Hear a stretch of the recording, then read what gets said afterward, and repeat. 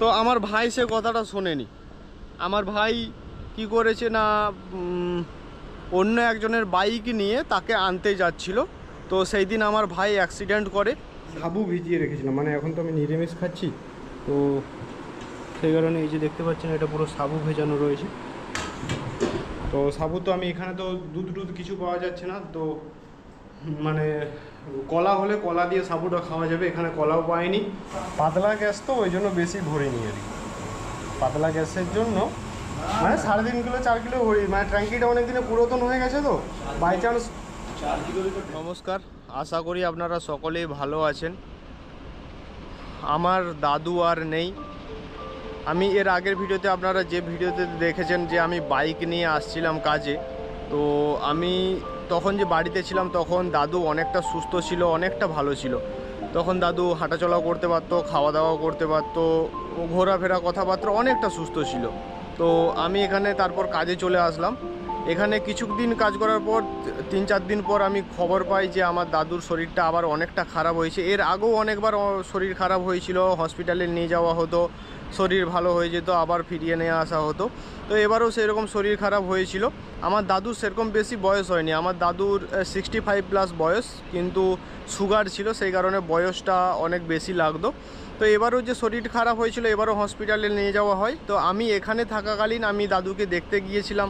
আমি যেই দিন যাই সেদিন আমার সাথে আমার মামা আরও কিছু রিলেটিভ গিয়েছিল, তাদের সঙ্গে হেসে খেলে কথা বললো, হাসতেছিল, কথাবার্তা বলতেছিল, সেদিন খাওয়া দাওয়াও করেছিল। তো সেই দিন নার্সরা সেখান থেকে বললো যে সেই দিনই ডিসচার্জ করে দেওয়া হবে, সেই দিন আমরা দাদুকে বাড়ি নিয়ে যেতে পারি। তো সেই দিন আমি ওখান থেকে চলে আসি ঘুরে কাজে, আর ওখান থেকে আমার দাদুকে নিয়ে ওরা বাড়ি চলে যায়। তো বাড়িতে গিয়েও মোটামুটি সুস্থ ছিল, খাওয়া দাওয়া করছিল, কিন্তু আগের মতো আর হাঁটাচলা করতে পারছিল না। তো আমি যে এর যে আগের ভিডিওতে যেটা বললাম যে আমি 7-8 দিন পরে বাড়ি গিয়েছিলাম, তো 7-8 দিন পরে আমি যখন বাড়ি যাই, আমার মা যখন বাড়িতে ছিল না, তখন আমি গিয়ে দেখি যে দাদুর শরীরটা আরও অনেকটা খারাপ হয়ে গেছে। দাদু আর সেরকম আগের মতো উঠে বসতে পারছে না, বা অতটা নড়াচড়া করতে পারছে না, অত ভালো খেতে পারছে না। তো আমি ওখান থেকে দেখে দাদুর সঙ্গে কথাবার্তা বলে আমি চলে আসি এখানে। আর তার ঠিক 2 দিন পরেই আমাকে বাড়ি থেকে আমার মা ফোন করে এই দুর্ঘটনাটার খবর দেয় যে এইরকম দুর্ঘটনা ঘটে গেছে। এই তো এমন একটা দুর্ঘটনা ঘটেছে, তার উপরে আমার মা সবসময় আমাদেরকে সাবধান করতো যে এরকম ঘটনা ঘটেছে, এখন তোরা কয়েকদিন সাবধানে থাকবি। আমাকে, আমার ভাইকে, দুজনকে আমাদেরকে সাবধান করেছে যে তোরা এখন একটু কয়েকদিন সাবধানে হাঁটাচলা করবি। তো আমার ভাই সে কথাটা শোনেনি। আমার ভাই কি করেছে না, অন্য একজনের বাইক নিয়ে তাকে আনতে যাচ্ছিল। তো সেই দিন আমার ভাই অ্যাক্সিডেন্ট করে, রাস্তাতে একটা কুকুরের সঙ্গে অ্যাক্সিডেন্ট করে। তো কুকুরটা স্পট ডেড হয়ে যায় সেখানেই। আর আমার ভাই বাইক থেকে পড়ে যায় এবং হাত পা পুরো ছেলা হয়ে গেছে। তো আমি কিছু ফটো আপনাদের সঙ্গে শেয়ার করছি।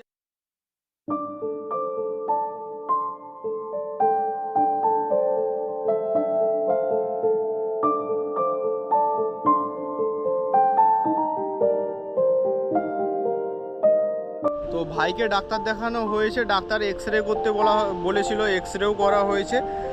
ইন্টারনাল সেরকম কোনো এফেক্ট পড়েনি, বাইরে একটুকু বেশি ইনজুরি হয়েছে, একটু হাত পাটা বেশি পরিমাণে ছেলা হয়ে গেছে। তো ডাক্তার ওষুধপাতি দিয়েছে, প্রতিদিন ওটাকে ক্লিন করে।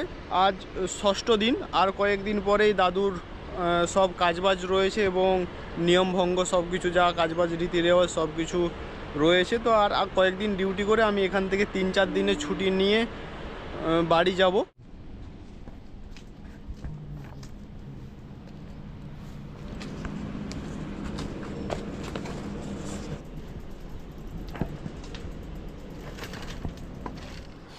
গ্যাসটা শেষ হয়ে গেছে, গ্যাসটা ভরতে যেতে হবে।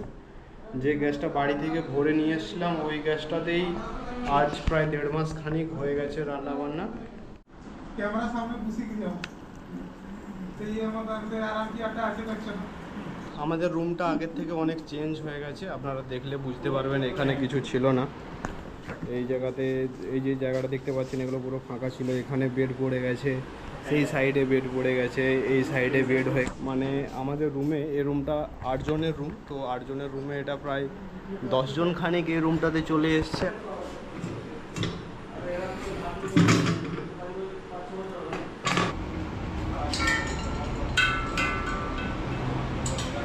3.5 কিলো 4 কিলো মানে ট্যাঙ্কিটা অনেক দিনে পুরাতন হয়ে গেছে তো বাই চান্স 4 কিলো তো 5 কিলো ধরেনি না। 4 কিলো 200। গ্যাস আর ভুসিমাল বাজার যা করার ছিল সব তো নিয়ে চলে এসেছি, কিন্তু আমি সাবু ভিজিয়ে রেখেছিলাম, মানে এখন তো আমি নিরামিষ খাচ্ছি, তো সেই কারণে এই যে দেখতে পাচ্ছেন এটা পুরো সাবু ভেজানো রয়েছে। তো সাবু তো আমি এখানে তো দুধ কিছু পাওয়া যাচ্ছে না, তো মানে কলা হলে কলা দিয়ে সাবুটা খাওয়া যাবে, এখানে কলাও পাইনি আর সবজিও কিছু পাইনি, সবজিও নেই, তাই অন্য বাজারে যেতে হবে, সেখান থেকে কলা সবজি বাজার করে নিয়ে আসবো, তারপরে খাওয়া দাওয়া করবো।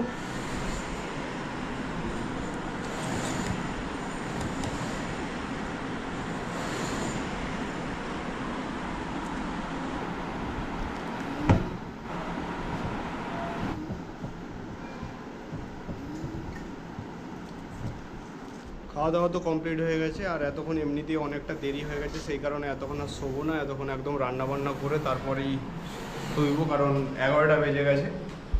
তো দুপুরের জন্য পান্তা ভাত করে রেখেছি, আর সবজিগুলো যে নিয়ে এসেছি সবজিগুলো কিছু একটা মশলা দিয়ে একটু ভাজা করব। আমি সবজি বাজার করতে গেলে বেশিরভাগ সময় ভেড়ি আর বেগুন আর পটলটাই বেশি নিয়ে আসি, কারণ ভেড়ি আর বেগুনটা এটা পাকতে অনেকক্ষণ সময় লাগে, এটা 1 সপ্তাহ যদিও রেখে দিই তারপর এটা শুকনো হয়ে যাবে, তো পাকবে না। পটলটা একটু তাড়াতাড়ি পেকে যায়, আর এই তিনটেরই ঝোল করা যাবে, ভাজা করা যাবে, চচ্চড়ি করা যাবে, সব কিছু করা যাবে, এই কারণে এগুলো নিয়ে আসি। এখানে আগে একটা গ্যাস ছিল, এখানে এখন অনেকগুলো গ্যাস হয়ে গেছে, কারণ রুমে অনেক ছেলে বেড়ে গেছে, আর প্রত্যেকটা ছেলে আলাদা আলাদা করে রান্না করে, এই জন্য এখানে একটা নতুন গ্যাস, এই যে একটা নতুন গ্যাস, আরও নিচে সাইডের দিকে আরও 2-3টে গ্যাস আছে, মানে প্রত্যেক জনের একদম পার্সোনাল গ্যাস, হাঁড়ি সব কিছু রয়েছে, যে যার সে তার আলাদা আলাদা রান্না করে। এক এক সময় 3-4জন মিলে একই জায়গাতে এখানে রান্না করা হয়, এখানটা পুরো ভর্তি হয়ে আছে ওই জন্য। এটা আরেকটা কাকার রান্না হচ্ছে, তার আজকে রান্না হচ্ছে এটি কাঁচকলা আর আলু রয়েছে, এপাশে উচ্ছে আলু রয়েছে, সেখানে এটাতে ডাল ফুটছে।